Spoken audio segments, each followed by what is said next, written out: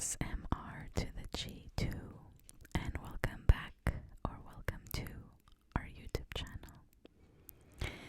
If you have not already subscribed, I would love it if you joined our little family. If you have already subscribed, well, welcome back and thank you. Don't forget to leave a like. Also, if you have any ideas for videos for me to record for us, please leave them in the comments below. I also have another YouTube channel. I will put the link in the description below, where I upload videos in Greek. So if you would like to see some more videos or listen to more videos from me, you can visit that channel as well.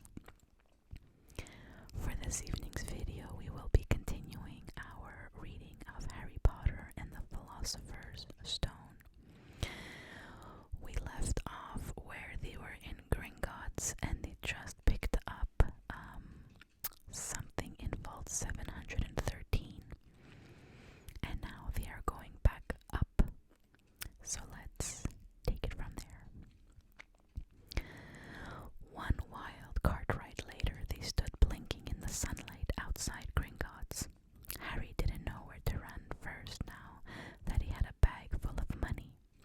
He didn't have to know how many galleons there were to a pound to know that he was holding more money than he'd had in his whole life. More money than even Dudley had ever had. Might as well get your uniform, said Hagrid, nodding towards Madame Malkin's robes for all occasions. Listen, Harry, would you mind if I slipped off for a pick-me-up in the leaky cauldron? I hate them Gringotts carts. He still looked a bit sick, so Harry entered Madame Malkin's shop alone, feeling nervous. Madame Malkin was a squat, smiling witch dressed all in mauve. Hogwarts, dear, she said when Harry started to speak. Got the lot here. Another young man being fitted up just now, in fact. In the back of the shop, a boy with a pale, pointed face was standing on a footstool while a second witch pinned up his long black robes. Madame Malkin stood Harry on a stool next to him, slipped a long robe over his head, and began to pin it to the right length. Hello, said the boy. Hogwarts too? Yes, said Harry. My father's next door buying my books, and mother's up the street looking at wands, said the boy. He had a bored, drawling voice. Then I'm going to drag them off to look at racing brooms. I don't see why first years can't have their own. I think I'll bully my father into getting me one, and I'll smuggle it in somehow. Harry was strongly reminded of Dudley. Have you got your own broom? The boy went on. No, said Harry. Play Quidditch at all? No, Harry said again, wondering what on earth Quidditch could be. I do. Father says it's a crime if I'm not picked to play from my house, and I must say I agree. Know what house you'll be in yet? No, said Harry, feeling more stupid by the minute. Well, no one really knows until they get there, do they? But I know I'll be in Slytherin. All our family have been. Imagine being Hufflepuff. I think I'd leave. Wouldn't you? Said Harry, wishing he could say something a little bit more interesting. I say, look at that man, said the boy suddenly, nodding towards the front window. Hagrid was standing there grinning at Harry and pointing at two large ice creams to show he couldn't come in. That's Hagrid, said Harry, pleased to know something the boy didn't. He works at Hogwarts. Oh, said the boy, I've heard of him. He's a sort of servant, isn't he? He's the gamekeeper, said Harry. He was liking the boy less and less every second, less and less. Yes, exactly. I heard he's sort of a savage, lives in a hut in the school grounds, and every now and then he gets drunk, tries to do magic, and ends up setting fire to his bed. I think he's brilliant, said Harry coldly. Do you? Said the boy with a slight sneer. Why is he with you? Where are your parents?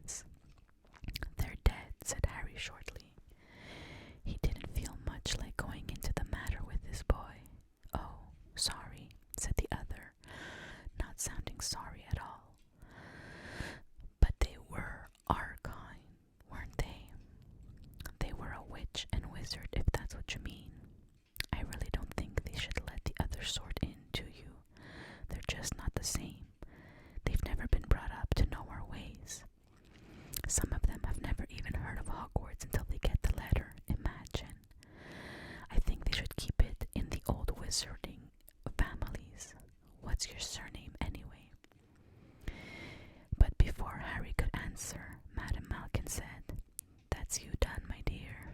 And Harry, not sorry for an excuse to stop talking to the boy, hopped down from the footstool. "Well, I'll see you at Hogwarts, I suppose," said the drawling boy. Harry was rather quiet as he ate the ice cream Hagrid bought him, chocolate and raspberry with chopped nuts. "What's up?" said Hagrid. "Nothing," Harry lied.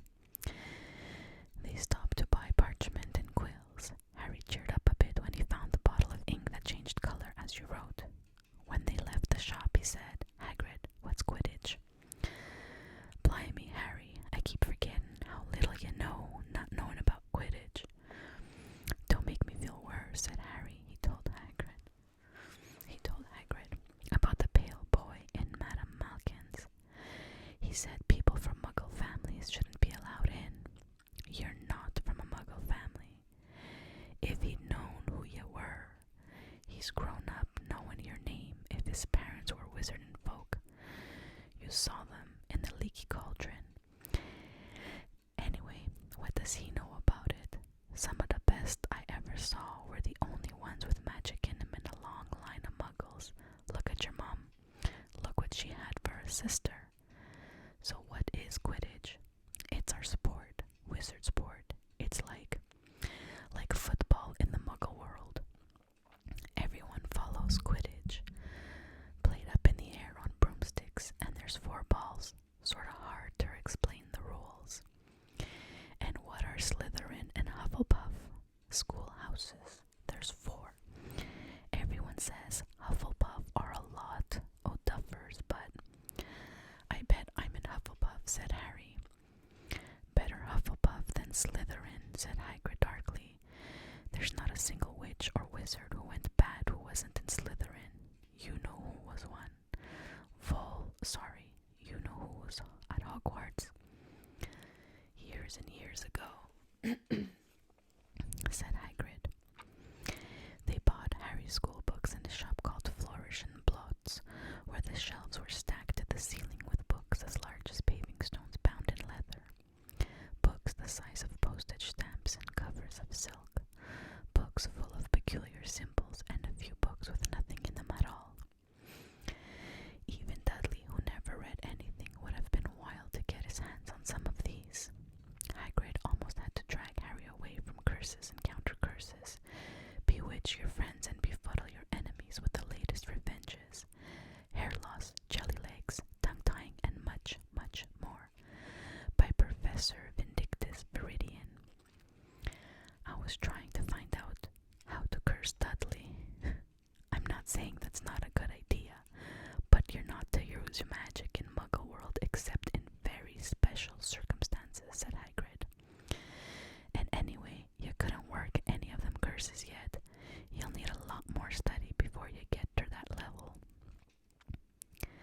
Hagrid wouldn't let Harry buy a solid gold cauldron either. It says pewter on your list. But they got a nice set of scales for weighing potion ingredients and a collapsible brass telescope. Then they visited the apothecary's, which was fascinating enough to make up for its horrible smell, a mixture of bad eggs and rotted cabbages. Barrels of slimy stuff stood on the floor, jars of herbs, dried roots, and bright powders lined the walls. Bundles of feathers, strings of fangs, and snarled claws hung from the ceiling. While Hagrid asked the man behind the counter for a supply of some basic potion ingredients for Harry, Harry himself examined silver unicorn horns at 21 galleons each and minuscule glittering black beetle eyes, 5 nuts a scoop. Outside the apothecary's, Hagrid checked Harry's list again. Just your wand left. Oh yeah, and I still haven't got you a birthday present. Harry felt himself go red. You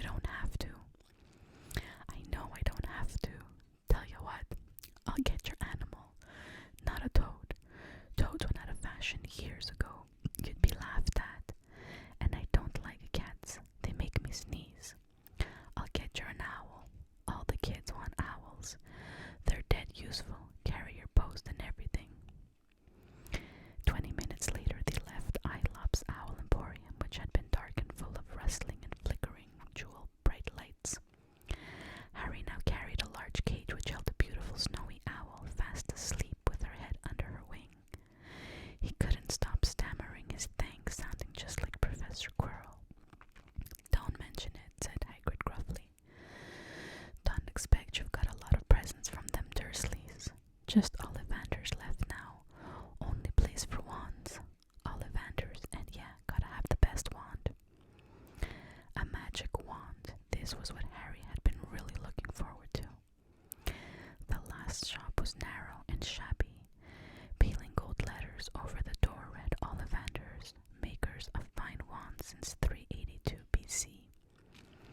A single wand lay on a faded purple cushion in the dusty window. A tinkling bell rang somewhere in the depths of the shop as they stepped inside. It was a tiny place, empty except for a single spindly chair with Hagrid sat on to wait. Harry felt strangely as though he had entered a very strict library. He swallowed a lot of new questions which had just occurred to him and looked inside at the thousands of narrow boxes piled neatly right up to the ceiling. For some reason the back of his neck prickled. The very dust and silence in here seemed to tingle with some secret magic. I'm just gonna drink some water.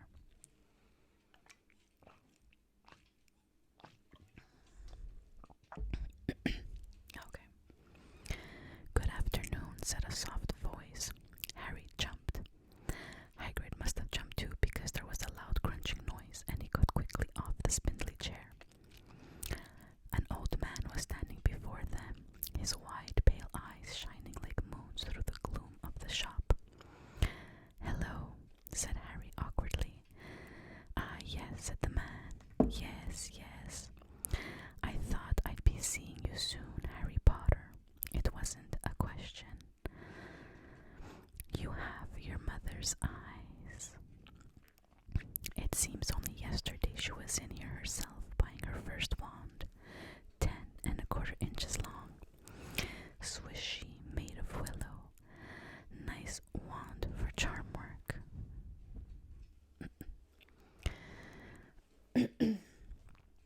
Mr. Ollivander moved closer to Harry. Harry wished he would blink. Those silvery eyes were a bit creepy. Your father, on the other hand, favored a mahogany wand, 11 inches, pliable, a little more power, and excellent for transfiguration. Well, I say your father favored it. It's really the wand that chooses the wizard, of course. Mr. Ollivander had come so close that he and Harry were almost nose to nose. Harry could see himself reflected in those misty eyes. And that's where Mr. Ollivander touched the lightning scar on Harry's forehead with a long white finger. I'm sorry to say I sold the wand that did it, he said softly. 13½ inches. You powerful wand, very powerful. And in the wrong hands. Well, if I'd known what that wand was going out into the world to do. He shook his head and then, to Harry's relief, spotted Hagrid. Rubius Hagrid, how nice to see you again. Oak, 6 inches, rather bendy, wasn't it? It was, sir, yes, said Hagrid. Good wand, that one, but I suppose they snapped it in half when you got expelled, said Mr. Ollivander, suddenly stern. Yes, they did, yes, said Hagrid, shuffling his feet. I've still got the pieces, though, he added brightly. But you don't use them, said Mr. Ollivander sharply. Oh, no, sir, said Hagrid quickly. Harry noticed he gripped his pink umbrella very tightly as he spoke. Said Mr. Ollivander, giving Hagrid a piercing look. Well, now, Mr. Potter, let me see. He pulled a long tape measure with silver markings out of his pocket. Which is your wand arm? Well, I'm right-handed, said Harry. Hold out your arm, that's it. He measured Harry from shoulder to finger, then wrist to elbow, shoulder to floor, knee to armpit, and round his head. As he measured, he said, Every Ollivander wand has a core of a powerful magical substance, Mr. Potter.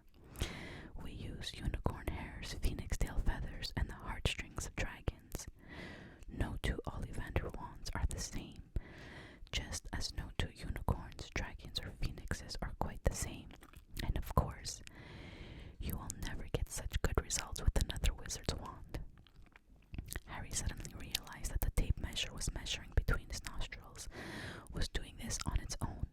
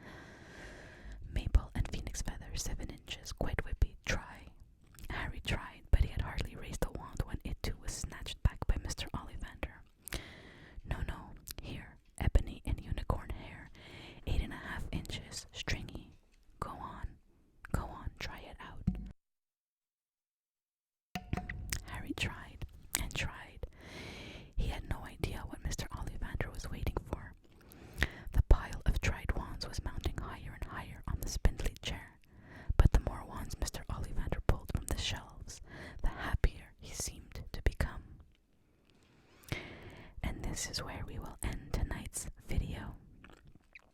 I hope you all enjoyed it. As always, please leave me some ideas for future videos in the comments down below. Don't forget to like and subscribe, and I will see you all in